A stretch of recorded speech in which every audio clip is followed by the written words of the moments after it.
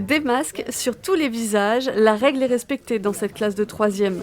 Les 600 élèves du collège Jacques-Cartier à Issou appliquent les gestes barrières.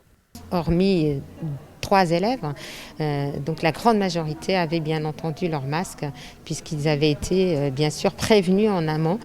160 000 protections ont été distribuées dans les collèges publics et privés par le département des Yvelines, un investissement de 415 000 €. C'est une première dotation. Elle sera suivie d'autres si les conditions sanitaires le nécessitaient. Le gouvernement a imposé le port du masque pour des raisons sanitaires qu'on peut tout à fait comprendre, sans fournir ces masques aux collégiens. Le département a la responsabilité des collèges et nous avons choisi de fournir 2 masques par collégien. Pour les professeurs, le retour c'était déjà hier. À Villepreux, l'équipe du collège Léon Blum a fait sa pré-rentrée sur 2 jours, une période un peu spéciale qui modifie les façons d'enseigner.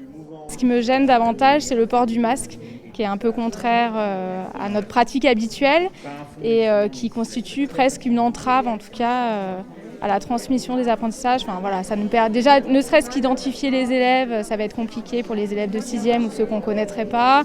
Se rendre audible, essayer de repérer les émotions sur les visages des élèves.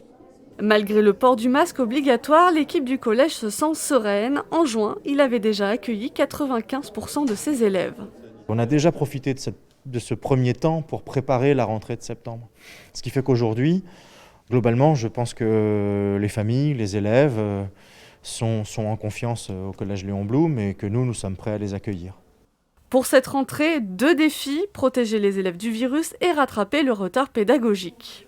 C'est de faire en sorte qu'on puisse évaluer le niveau de nos élèves, ceux qui, pendant quelques semaines, n'ont pas été au collège, ou à l'école ou au lycée.